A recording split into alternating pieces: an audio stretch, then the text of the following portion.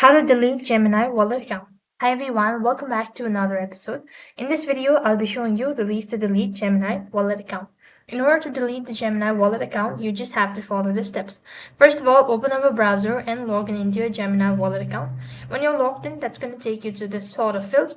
And here, what next you have to do is press the accounts button from the top right inside corner.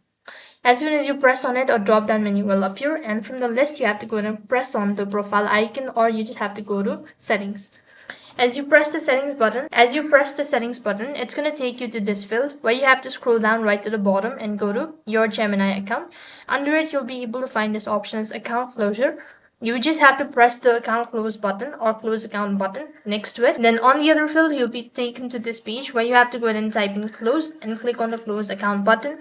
In some cases, you might be asked to type in the password, go through it and enter in the information that has been asked, and you'll have successfully closed or deleted your Gemini account. That is all for this video. I hope the video was helpful. Make sure to like, share and subscribe to our channel.